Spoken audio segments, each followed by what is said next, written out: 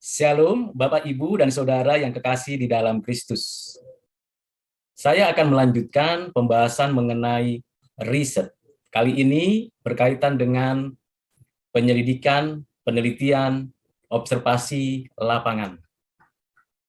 Seperti kita ketahui bahwa setiap upaya untuk melakukan observasi atau penyelidikan, maka perlu 3 hal yang harus kita persiapkan.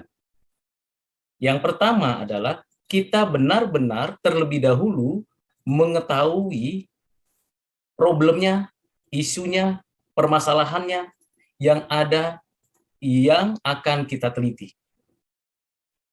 Apakah perlu dilakukan penelitian? Mengapa kita memerlukan data-data yang berkaitan dengan problem dan bagaimana kita memahami problem itu? Di sini tentu ada presaposisi yang menempatkan kita dengan objek, ada jarak, dan tentunya ada upaya untuk mencoba memahami problem itu, isu itu.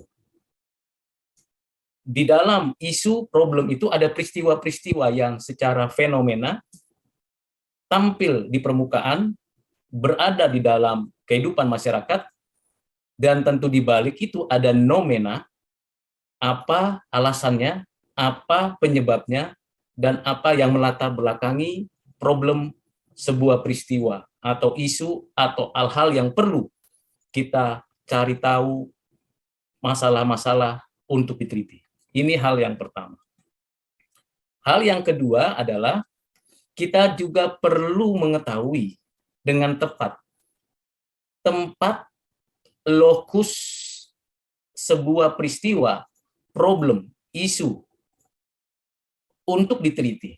Apakah di rumah, apakah di sekolah, apakah di kampus, apakah di tempat pekerjaan, apakah di dalam masyarakat, apakah di dalam aktivitas sosial budaya, aktivitas sosial religius, aktivitas sosial ekonomi, aktivitas-aktivitas lain. Kita harusnya menentukan lokusnya di mana dan kapan peristiwa-peristiwa itu terjadi, dan bagaimana kita mengungkapkan itu menjadi hal yang penting untuk menjadi arah di dalam riset lapangan kita.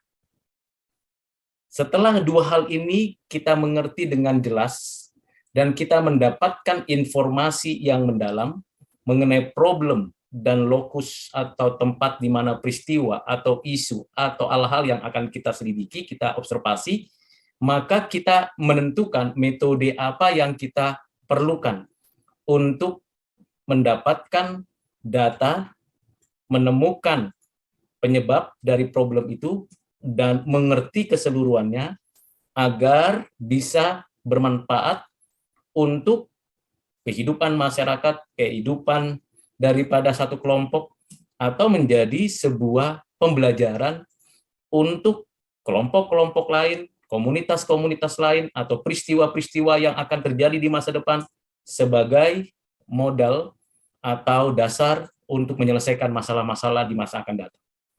Metode yang dipakai umumnya ada 2 metode bagian besar, yaitu metode kuantitatif dan metode kualitatif. Metode kuantitatif biasanya untuk menguji, untuk memberikan kepada peneliti kedalaman dampak dari variabel bebas dan variabel-variabel terikat yang ada. Menguji pengaruhnya, dampaknya, dan hal-hal yang lain. Tentunya ujiannya dengan menggunakan pendekatan-pendekatan yang berkaitan dengan angka, prosentase, dan implikasinya, dan bagaimana merumuskan, menganalisa setiap data-data primer, data-data sekunder, dan data-data yang diperoleh di lapangan. Nah, metode kuantitatif menguji suatu variabel, relasi hubungan antar variabel terikat dengan variabel bebas, dan tentunya diperlukan strategi apa yang digunakan untuk mencapai pengertian dari apa yang diteliti. Misalnya, pengaruh media sosial terhadap perkembangan psikologi remaja pada sekolah A pada tahun 2020-2021. Itu menemukan pernyataan-pernyataan, metode apa, dan pertanyaan apa, dan strategi apa untuk mendapatkan hasilnya, diuji asumsinya, diuji tesisnya. Misalnya dibuat tesisnya, media sosial berdampak pada perkembangan jiwa anak-anak remaja dalam proses pembelajaran melalui daring dengan hasil yang tidak memuaskan. Maka perlu adanya suatu pengujian dari tesis itu melalui penyelidikan, penelitian dengan metode kuantitatif. Tentu makin bertambah variabel yang digunakan, variabel terikatnya terhadap variabel bebasnya, maka makin lengkap data yang diperoleh untuk mendapatkan suatu rumusan kesimpulan dari data-data, statistik-statistik, daftar-daftar pertanyaan yang diajukan. Tidak mengubah data dan dapat dipercaya, sehingga sampel yang digunakan dari populasi yang tersedia, karena sudah ditentukan lokusnya di sekolah A dan periodenya sudah ditentukan, maka populasi anak remaja di sekolah A itu dapat ditemukan sampelnya dan dapat diketahui berapa yang mewakili dari sampel tersebut untuk diuji tesis atau asumsi dari peneliti. Nah, ini namanya dengan sederhana pendekatan dengan menggunakan metode kuantitatif. Metode yang kedua adalah metode kualitatif, yang ingin menjelaskan suatu peristiwa, suatu isu atau problem, atau permasalahan-permasalahan yang belum diselidiki untuk ditemukan prinsipnya, dasarnya, arahnya, teorinya, konstruksi berpikirnya dari pemahaman hasil penelitian dengan metode kualitatif. Sama seperti dengan metode kuantitatif, tentu hal yang mendasar adalah melaksanakan suatu tinjauan pustaka. Berbagai buku, artikel yang berkaitan dengan topik yang mau diteliti dan pengertian yang mau disampaikan, maka perlu adanya tinjauan pustaka, data primer maupun data sekunder. Sebelum peneliti terjun ke lapangan dengan metode kualitatif, dengan menggunakan pendekatan wawancara, maka perlu disusun topik-topik yang penting. Apa yang ingin diketahui? Misalnya, topiknya adalah media sosial dan kenakalan remaja dalam konteks pandemi COVID-19 pada periode 2020-2021 dengan lokusnya di sekolah A. Maka disusunlah pertanyaan-pertanyaan yang secara sistematis untuk menemukan apa saja yang ada di dalam pikiran remaja, fenomena yang terjadi, nomena yang ada di dalam pikiran mereka, digali temukan dengan pendekatan dan strategi pertanyaan yang sangat sistematis diatur. Nah, dengan metode itu, kita akan menemukan apa konsep, prinsip, arah di balik adanya kenakalan remaja itu. Apakah media sosial yang mempengaruhi atau lingkungan dan sebagainya. Ada perlakuan-perlakuan khusus dalam wawancara. Misalnya kita menemukan narasumber kunci, ketua kelas sebuah kelas, atau kepala sekolah, sebuah sekolah, atau guru kelas, atau orang tua. Kita akan wawancara orang-orang tertentu untuk mengemukakan pendapatnya sebagai bagian dari proses penyelidikan, penelitian, untuk menemukan data dan fakta yang nanti disusun, dianalisis menjadi sebuah penemuan, menjadi sebuah konsep baru, atau penyelesaian problem yang sudah diajukan di awal. Nah, itu 3 hal yang perlu kita persiapkan. Tahukah saudara bahwa ada seorang tabib pada abad pertama yang melakukan riset lapangan dengan metodologi kualitatif, dengan peristiwa tentang keberadaan Yesus Kristus dan karyanya, serta perkataan-perkataannya. Dalam penelitian dan penyelidikan itu, dilakukan tahapan-tahapan yang kita bisa pelajari dari Injil Lukas. Mari kita baca bagian tersebut. Di dalam Injil Lukas, pasal 1 ayat 1-4, kita akan menemukan metode penelitian kualitatif dengan pendekatan yang sangat solid untuk mengetahui sedalam-dalamnya peristiwa-peristiwa yang terjadi, yang belakangan membuat heboh, yang membuat dampak terhadap masyarakat sekitarnya. Lukas, seorang tabib yang ada pada zamannya, ketika melakukan penyelidikan di lapangan, ia terlebih dulu mendapatkan pengertian seperti yang tertulis dalam Lukas 1 ayat 1-4. Saya bacakan untuk kita sekalian. Theophilus yang mulia, banyak orang telah berusaha menyusun suatu berita tentang peristiwa-peristiwa yang telah terjadi di antara kita. Nah, ini adalah peristiwa-peristiwa, jadi bukan hanya satu peristiwa, jadi ada banyak peristiwa tentang siapa? Pribadi, karya, dan perkataan Yesus Kristus yang nampaknya berdampak pada kehidupan masyarakat orang Yahudi, orang-orang yang ada di sekitar daerah Palestina Kanaan, yang ada pada zaman kerajaan Romawi. Dan Lukas bukan seorang Yahudi, bukan seorang Israel, dia adalah seorang tabib bersuku bangsa, bisa jadi adalah orang Yunani. Dia seorang yang dapat diberikan kemampuan untuk menjadi dokter pada zaman itu. Jadi jelas masalahnya ada, isunya ada, peristiwanya ada. Bukan hanya satu, tapi banyak peristiwa. Nah, ini penting diuji di lapangan.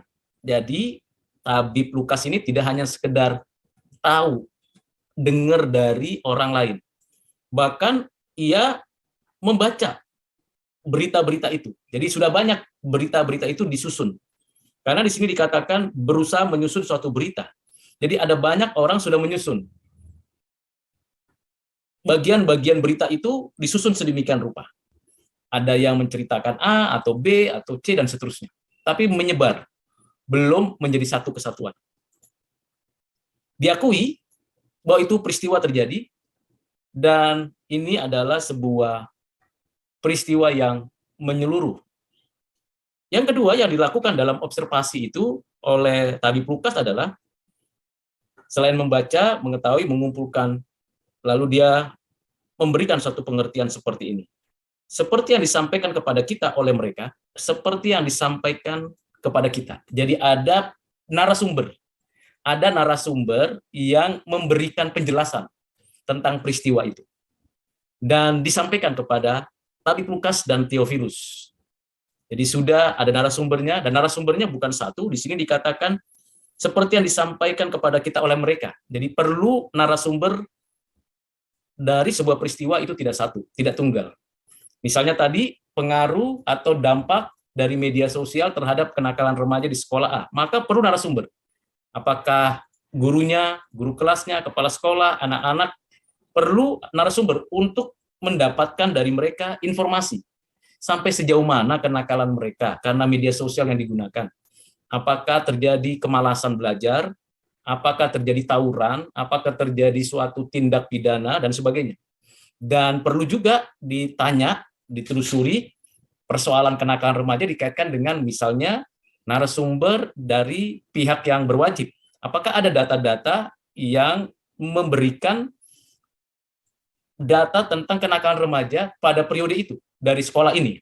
Jadi kita tidak membahas sekolah yang lain atau tidak membahas kenakalan remaja dari pihak lain, tapi dari sekolah ini. Ada tidak? Nah, itu narasumber. Jadi kita mesti fokus pada narasumbernya dan sumbernya apa. Data primernya kita kumpulkan. Ini data primer. Lalu dikatakan siapa itu mereka yang menjadi narasumber, yaitu semula adalah saksi mata dan pelayan firman. Jadi Tabib Lukas tidak sembarangan mengumpulkan data, tidak sembarangan mendapatkan informasi, dan ia harus mendapatkan data dari the first source, bukan the second source atau katanya, atau isu, berita hoax, tidak. Langsung kepada narasumber yang berdampak langsung terhadap peristiwa. Misalnya tadi kenakalan remaja. Kalau ini kan peristiwa tentang pribadi, karya dan perkataan Yesus Kristus. Siapa saksi-saksinya? Tentu para muridnya, tentu orang-orang yang dekatnya, mungkin 12 murid atau 11 murid yang dijadikan rasul, dan ibunya atau murid-murid yang lain. Ini perlu ditanya, perlu diselidiki kebenarannya dari peristiwa itu. Yang ketiga, karena itu setelah aku menyelidiki segala peristiwa itu dengan seksama dari asal mulanya. Ini menarik, sebuah penyelidikan historis. Jadi penelitian dengan metode kualitatif perlu juga mendapatkan data-data historis sebuah peristiwa. Jadi penyelidikan secara historis dari asal mulanya. Peristiwa ini apa? Runut peristiwanya. Dimulai di mana? Di Nazaret atau di Bethlehem? Dimulai kapan peristiwa itu? Dan bagaimana awalnya, lalu urutannya? Dan apa-apa saja yang penting yang perlu diungkapkan. Jadi di sini dengan cermat artinya tidak ada satu perjalanan historis dari peristiwa itu yang diabaikan. Sekecil apapun tetap harus dicatat.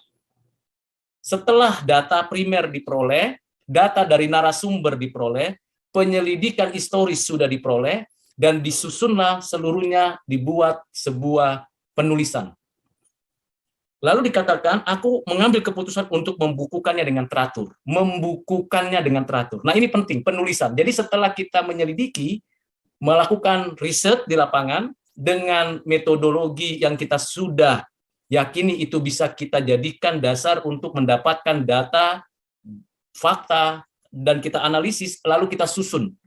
Kita susun sedemikian rupa, sehingga pembaca dapat memahami maksud daripada penulisan hasil penyelidikan itu.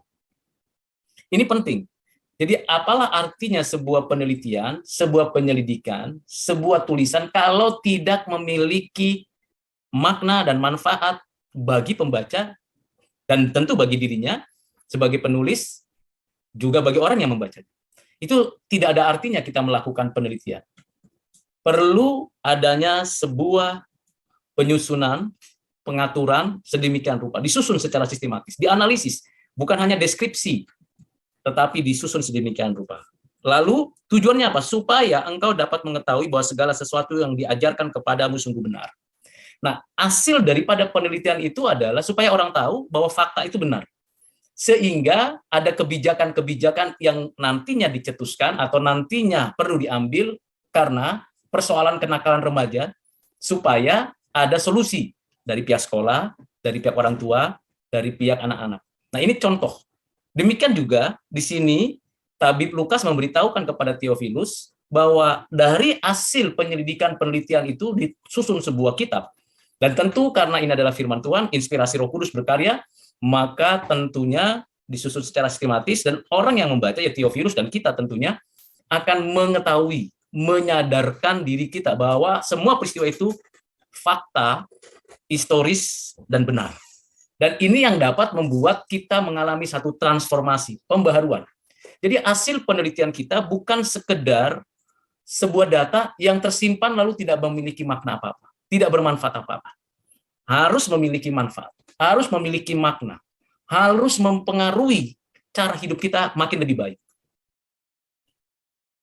Rasul Yohanes kira-kira tahun 90-an menulis Injil Yohanes juga memberikan kepada kita pengajaran mengenai tujuan daripada penulisan daripada kitab Injil. Di pasal 20 Injil Yohanes ayat 31 dia mengatakan semua yang tercantum di sini, maksudnya yang di dalam kitab Injil Yohanes ini telah dicatat supaya kamu percaya bahwa Yesuslah Mesias Anak Allah dan supaya kamu oleh imanmu memperoleh hidup dalam namanya. Tujuannya jelas, bukan hanya tahu, mengerti, tapi percaya. Supaya kita memperoleh hidup. Ini penting. Jadi dalam penelitian, dalam penyelidikan terhadap peristiwa-peristiwa yang kita susun, kita analisis, lalu kita publikasikan, itu harus berdampak mengubah hidup dan kehidupan. Kalau penelitian dan penulisan kita itu hanya sekedar data, ya sudah, itu namanya tidak memiliki makna apa-apa. Itu hanya tersimpan di rak-rak buku atau di file-file internet dan tidak memiliki makna apa-apa.